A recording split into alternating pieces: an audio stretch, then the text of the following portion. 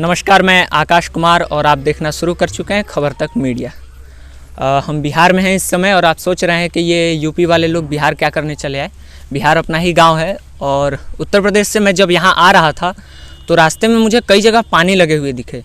तो बातचीत तो कुछ और है, कोई और मुद्दा है, लेकिन सबसे पहले अपने यूपी के दर्शकों को और बाहरी दर्शकों को ये बता दें कि टीवी चैनल वालों के फेर में मत फंसिएगा कि बिहार में बाढ़ नहीं है।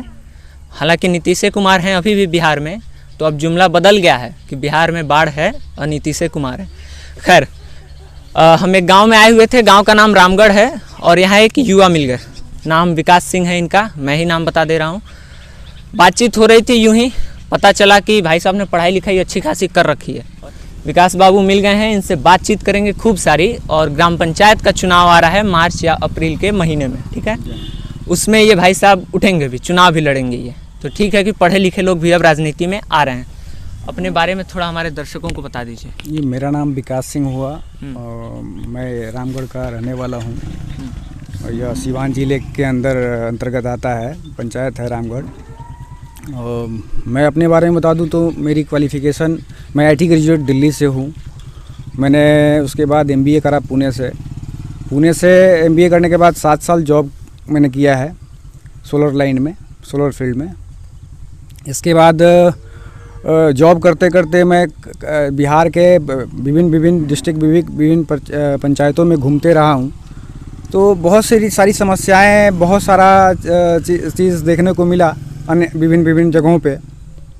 तो मैंने एकाएक ये प्लान किया कि क्यों ना अब अपने पंचायत को, जहाँ बहुत अच्छा दिखा, जहाँ बहुत बुरा दिखा, सारी अच्छाई बुराइयों को देखते हुए मैंने ये डिस्कस निकाला कि क्यों नहीं हम भी अच्छाई वाले चीज़ों को लेकर के अपने पंचायत की तरफ जाएं, जहाँ जो व्यवस्थाएं गड़बड़ चरमराई हुई है उस व्यवस्था को सुदृढ़ करने के लिए।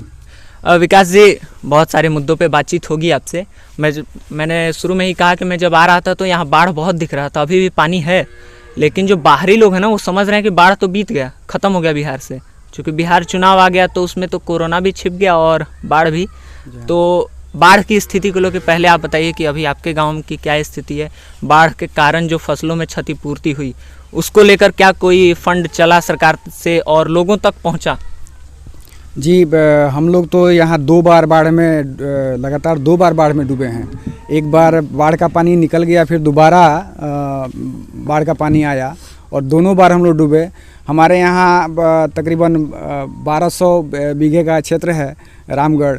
तो मेरे ख्याल से अगर काउंट करूँ तो 12 बीघा भी धान का फसल नहीं बचा। खरीफ में की जो भी फसल थी पूरी तरह से ध्वस्त हो गई, पूरी तरह से, मतलब समझिए कि जलमग्न हो गया फसल। सिर्फ 12 बीघा ही फसल लोग काट पाए हैं धान का। एक लेखक हैं अनुपम मिश्र, बड़े कद्दावर लेखक हैं। उनका एक लेख है कि तैरने वाला समाज डूब रहा है। बिहार की नदियों और बिहार की नदियों के प्रकोप को लेकर उनकी बड़ी शानदार लेख है। हमारे दर्शक खोज के पढ़ें जरूर, इंटरनेट पे आसानी से उपलब्ध हो जाएगी। विकास जी, ये बताइए, आपके मुखिया जी का नाम क्या है? रेणु शर्मा, श्रीमती रेणु शर्मा जी नाम है उनका।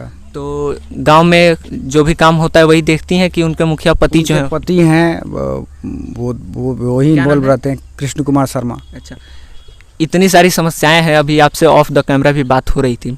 तो कृष्ण जी कुछ सहयोग करते हैं गाँव वालों की? नहीं, अगर सहयोग करते तो समस्याएं ही पैदा नहीं होती। अगर सही तरीके से जो सरकार जितनी योजनाएं धरातल पर लाना चाहती है, यदि जो प्रतिनिधि हैं, स्थानीय प्रतिनिधि है, चाहे वो वार्ड हो या वार्ड, अगर अपना अधिकार समझ ले, अगर वार्ड अपना अधिकार समझ लेता तो जनप्रतिनिधि जो मुखिया है वो सिर्फ मॉनिटरिंग का काम करता। लेकिन वार्ड अपना अधिकार ही नहीं समझ पा रहा है। मैं इसी बात से बार बार कह रहा हूँ कि भाई पहले पढ़े लिखे वार्ड लोग आएँ, अपने अधिकार को समझें। जब वार्ड अपना अधिकार समझ लेगा, उसका अधिकार क्षेत्र क्या है, वो उस वार्ड का मालिक है। अगर जनता उसको अपना अधिकार सौंप रही है कि आप मेरे वार्ड के अंदर जो भी कार्य सरकार द्वारा दिया जा रहा है उसको कराया जाए, तो वार्ड ही समझ नहीं पाता, वार्ड मुखिया का कठपुतली बन जाता है। तो ये मैं ये कह रहा हूँ कि जैसे आपने कहा कि पढ़े लिखे लोग वार्ड में आए और वो ऐसे पदों पर बैठे, ये पढ़े लिखे लोग राजनीति में आते क्यों नहीं है? अब जैसे मेरी जैसे सोच, जब मैं इसमें आया तो मुझे शुरू में ताना मारने लगे लोग कि ये क्या कर रहा है, भविष्य बर्बाद कर, इतना पढ़ा लिखा लड़का कर क्या रहा है। कुछ समस्याएं हैं, अभी केबल नहीं है। जैसे मैं एग्जीक्यूटिव साहब से बात कर रहा था तो बोले कि विकास जी केबल अवेलेबल नहीं है। तो जो मुखिया के बाद या जो हम जैसे पढ़े लिखे लोग या हम जैसे जागरूक समाज में लोग जो आ रहे हैं, धीरे धीरे बहुत से लड़कों का सहयोग जो मिल रहा है, भाइयों का, वो सारी चीज़ें हम कर रहे हैं। लेकिन जैसे ही मुखिया के हैंड में जो भी है, मतलब उसके अधिकार क्षेत्र में जो है, उसमें हम अपने आप को शून्य मानते हैं, वहाँ हम अब नहीं कर पाते क्योंकि वो उसका अधिकार क्षेत्र है। लेकिन अन्य समस्याओं को हम अपने असर से उसको सही करने की कोशिश करते हैं और नो डाउट जगह पे आवेदन जाता है, सही जगह पे सही तरीके से हिट होता है तो कार्य होता भी है। अच्छा, मुखिया का चुनाव लड़ने जा रहे हैं, यहाँ से आने वाले चुनाव में लड़ेंगे। यहाँ कितने परिवार रहते होंगे? तकरीबन 1000 से अधिक घर है यहाँ पर। राशन कार्ड कितने के पास होगा? राशन की स्थिति जो है वो अगर पूरी पंचायत की बात करें तो 2000 से ऊपर घर है।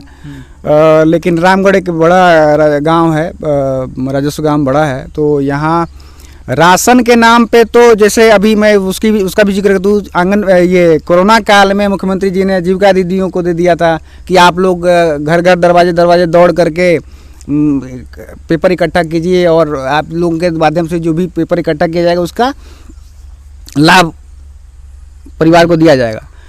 1027 आवेदन उन कोरोना काल में, मतलब आप समझिए कि जहाँ लोग डरता था घर से बाहर निकले, महिलाएं निकल करके एक दरवाजे पर जाके 4 बार कागज इकट्ठा करी हैं और बना कितना 328 1028 आवेदन में मात्र बना 328। बाकी क्यों छट गए? अब ये तो मुखिया जी बताएंगे कि क्यों छट गया। अच्छा, बड़ा सुनने में आता है कि गाँव में राशन कार्ड बनवाने के लिए बड़ा पैरवी और पैसे की ज़रूरत होती है। अब ये समस्याएं तो है ही, इसमें तो आप जिस तरह से ये विकराल रूप धारण किए हुए। शिक्षा का को लेकर आपके गांव में क्या स्थिति है? मिडिल स्कूल, हाई स्कूल, यहाँ की लड़कियां किस तरह से वहाँ जा पा रही हैं पढ़ने? क्योंकि लिंग को लेकर भी यहाँ एक होता है, जाति को लेकर भी विभेद आज तक गाँव में जारी है। शिक्षा पे बताइए। शिक्षा का देखिए, हमारे यहाँ इंटर कॉलेज तक है। 2 वर्ष पहले या 3 वर्ष पहले इसका ये हुआ था, इंटर कॉलेज बना था। बिल्डिंग तो है, लेकिन जो स्तर है सरकारी स्कूल की बात करें तो वो उनकी स्थिति ये है कि जो लोकल हैं, सबसे बड़ा चीज़ है कि जो लोकल है, जो मतलब इस गांव का है या बगल के गांव का है या इस पंचायत का है, वो लोग अगर शिक्षा पर ध्यान देते तो शिक्षा का स्तर बढ़ जाता। क्योंकि घर जैसा हो जाता है माहौल, अब आदमी फ्री हो जाता है या अब यूज़र फ्रेंडली वाला माहौल बन जाता है। तो जहाँ यूज़र फ्रेंडली माहौल होगा वहाँ शिक्षा का स्तर ध्वस्त होगा। तो मेरे ख्याल से और यहाँ के जो पढ़े लिखे लड़के हैं जो बाहर रहते हैं, वो लोग भी थोड़ा सा बहुत इस सब चीज़ों पे फोकस होते, आते तो कम से कम 1-2 बार स्कूल जाते, वहाँ स्कूल की व्यवस्था कैसी है उस पर ध्यान देते हैं, शिक्षक समय पे आ रहे हैं कि नहीं आ रहे हैं इस पर ध्यान देते हैं। अच्छा, गाँव में एक चलन है कि लड़के जो मान लीजिए जो सक्षम है जाने में प्राइवेट स्कूल, वो प्राइवेट स्कूल पढ़ने तो जाते हैं लेकिन सरकारी स्कूल में भी नाम लिखवा लेते हैं और शनिवार को जाके वहाँ सिनेरियो चेंज हुआ है क्योंकि अब आधार कार्ड से वगैरह जो एडमिशन का जो सीन चल गया है, तो उसमें आप 2 जगह रजिस्ट्रेशन और 2 जगह आपका नाम का वो चलना अब थोड़ा सा शिक्षा में अगर सरकार को हम लोग माने कि सरकार दोषी है तो सरकार दोषी नहीं है। शिक्षा में कहीं ना कहीं लोकल, जैसे कि अभी हमारे सामने एक PCC बना हुआ है, तो जागरूक जनता जब इस पर जागरूक हुई, जनता जब जागरूक हुई तो इसका निर्माण आप देख लीजिएगा कि देखिए कितना सुदृढ़ हुआ है। तो कहीं ना कहीं एक व्यक्ति को जागना पड़ेगा और युवा तो एकदम अब ये बहानाबाजी छोड़ना पड़ेगा कि अब हमारा कोई शोषण कर रहा है, हमारा अधिकार कोई ले रहा है। अगर स्कूल में शिक्षा का स्तर गिर रहा है तो कहीं ना कहीं हम लोग भी दोषी हैं उसका। हम ध्यान क्यों नहीं दे रहे हैं उस पर? हम सिर्फ दूसरों पर उंगली उठाने से बेहतर है कि हम खुद उस पर अमल करके उसको सुधारने की कोशिश करें। थोड़ा बहुत मेरा भी इन्वॉल्वमेंट उसमें रहता है। कभी कभी मैं स्कूल में जाता हूँ तो देखता हूँ समस्याएं हैं, वही है सबसे बड़ा चीज़ कि बच्चे नहीं हैं तो शिक्षक हैं तो बच्चे नहीं हैं।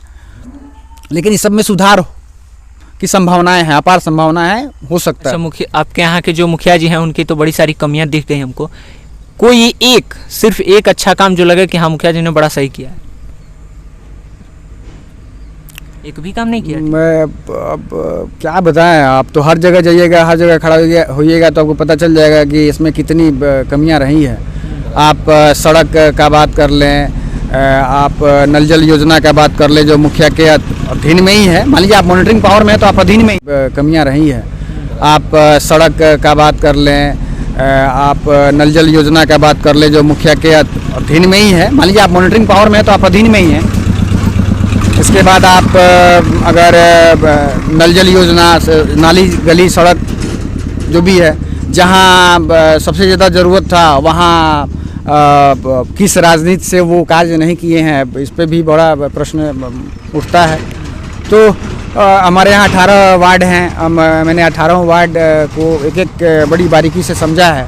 तो मतलब जो सरकार जिस तरीके से प्लान वे में आई थी, एक एक योजना को 7 विषय को जिस धरातल पर लाने की कोशिश करी है, लेकिन मतलब हम संतुष्ट नहीं है। अगर मेरी संतुष्टि की बात करें तो हम संतुष्ट नहीं।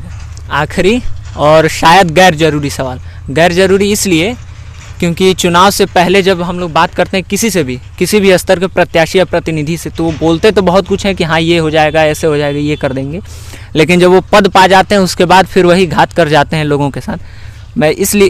मैंने कारण बता दिया कि ये सवाल क्यों गैर ज़रूरी था। अगर आप चुनाव जीत जाते हैं, आगामी जो आपका चुनाव आ रहा है उसमें, तो गांव वालों को क्या बदलाव देखने को मिलेगा?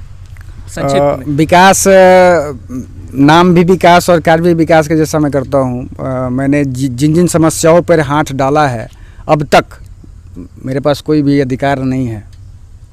अधिकार इन द सेंस कि कोई पद नहीं है मेरे पास, लेकिन जब समस्याएं आप समझने की जब लगते हैं, बड़ी बारीकी से समझते हैं, तो उसका निष्पादन भी सही तरीके से होने लगता है। विकास जी, हमसे बातचीत करने के लिए बहुत बहुत शुक्रिया आपको। खबर तक के श्रोताओं को मेरा बहुत बहुत धन्यवाद। मेरा नाम शैलेंद्र कुमार तिवारी है। हाँ शैलेंद्र जी, ये बताइए कि अभी आप भी थे जब विकास जी से हम लोग बातचीत कर रहे थे, वो बहुत सारे काम गिनवा रहे थे कि 400 परिवार का बीमा करा दिया, बाढ़ में काफ़ी लोगों का मदद किया, या फिर बिजली को लेकर। आप यहाँ के निवासी हैं, आपको कोई काम जो दिखता है कि हाँ विकास जी कर रहे हैं? विकास सिंह जो हैं वो बिना किसी पद पे रहते हुए भी बहुत घरों में उजाला फैलाए हुए हैं अपना। बहुत घरों को लाभ इनसे है। जैसे किसी भी स्तर पे, ब्लॉक स्तर पे कोई काम हो, शिक्षा स्तर पे काम हो, बिजली का किसी का बिल में ज़्यादा हो गया हो, तो हमारे विकास जी बिना निस्वार्थ भावना से हर किसी के साथ रहते हैं। विकास कुमार। विकास जी कहाँ तक पढ़ाई लिखाई है? हमारा अभी ग्रेजुएशन चल रहा है। दिल्ली। दिल्ली से? या दिल्ली। बिहार से क्यों चलेगा? बिहार से क्योंकि यहाँ पर एजुकेशन का देखा जाए तो स्तर बहुत लो है। हाँ, यहाँ पर देखा जाए तो एजुकेशन का स्तर लो है। इसके लिए हम लोग डेवलपमेंट चाहते हैं कि अपने गांव से निकल कर बाहर जाना पड़ता है, क्योंकि यहाँ पर वो टाइप का मतलब कॉलेज नहीं है, यूनिवर्सिटी नहीं है जो हमारे शिक्षा को मतलब आगे तक ले जाए। इसलिए हमको बाहर जाना पड़ा। इंटर कॉलेज तक की पढ़ाई कहाँ हुई? हमारे इंटर कॉलेज हमारे गाँव में हुई, इंटर कॉलेज चैनपुर। कितने साल पहले दिल्ली में आप गए थे यहाँ से पढ़ाई लिखाई? यहाँ में 1 साल हो गया। सॉरी, 1 साल हो गया। कोई बदलाव दिखता है गांव में? बदलाव यहाँ पर तो अभी कुछ नहीं हुआ। जैसे हमारे गांव में देखा जाए तो रोड एक जर्जर हुआ था, टूट गया था। जैसे अभी बताएं, यहाँ पर देखते हैं कि वहाँ पर बहुत सारे विधायक आए चुनाव के लेकर के अपने मुद्दा रखे कि यहाँ पर विकास करेंगे, ये करेंगे, बहुत सारे मतलब यहाँ पर कमिटमेंट किए। बट यहाँ पर अभी कोई भी ऐसा जो विधायक नहीं मिला जो यहाँ काम को मतलब अच्छे डेवलप कर सके, जो रोड को बनाए, गाँव में नगर निगम के स्वच्छ चलाए कि हर अपना मतलब जो भी कचरा है साफ रहे। यहाँ पर वो व्यवस्था नहीं है। तो आप लोग पढ़े लिखे युवा हैं, तो अपने प्रतिनिधि जो आपके मुखिया हैं जी, उनसे कभी बातचीत करते हैं? उनसे जाके ये सवाल पूछते हैं कि भाई साहब आप क्यों नहीं? मुखिया से क्या बात करें, मुखिया खुद हम लोग से बात नहीं करते हैं। मतलब अपने वो काम से इतना बिजी रहते हैं कि हम खुद जाते हैं तो घर पर भी नहीं मिलते हैं। अच्छा जी। अभी आपके ही गाँव के एक लोग मिले थे, विकास सिंह। जी जी। उनसे काफ़ी बातचीत हुई, काफ़ी दावे कर रहे थे और मुखिया को काफ़ी कोस रहे थे। जी। विकास सिंह जो कह रहे थे कि बहुत सारे काम उन्होंने किए हैं, आपको दिखता है कि हाँ भाई साहब बिना पद के ही वो कुछ कर रहे हैं? हाँ, उनमें तो ये देखते हैं कि एक है उनमें कि हर युवा को हर घर में जो भी एक अंतिम चरण पर जो दयनीय स्थिति घर वाले हैं वो भी अगर अपना व्यवस्था का लेकर अगर देखा जाए तो बीमा किया खेती को, और जो भी आया था मतलब प्रधानमंत्री लेकर हर घर में वो प्रदान किए हैं। हर मतलब एक एक व्यक्ति को मतलब मिल रहा है। अच्छा। तो वो युवा होते हुए हर मतलब घर में जाकर सभी को, जैसे बिजली को आप देखे होंगे कि बिजली जो भी हमारे गांव में केबल लगे हुए उन्हीं का देन है कि जो आज तक मतलब घर घर में मतलब उजाला फैला हुआ है। 2-3 लोगों से अभी हमने और भी बात की थी, तो विकास जी तो अपने बारे में ठीक कहेंगे, उन्होंने भी काफ़ी अच्छा कहा कैमरे पर मीठा मीठा बहुत बातचीत होती है। हाँ जी। कोई ऐसी कमी बताइए विकास जी के बारे में जिसको दूर हो जाना ऐसा हमारे देखने से तो विकास जी में कोई कमी नहीं दिख रही है, एकदम सर्वगुण संपन्न। एकदम संपन्न है। अभी देखा जाए आगे क्या क्या करते हैं। अभी तो हमारे देखे हुए नज़र में हर एक काम सही ढंग से संपूर्ण जो बोलते हैं कमिटमेंट करते हैं पूरा करते हैं और अच्छे विचारधारा है उनकी। और इससे हम लोग खुशी है कि अगर आगे अगर वो एक मुखिया में अगर खड़े होते हैं तो हम लोग उनका सपोर्ट करेंगे खुल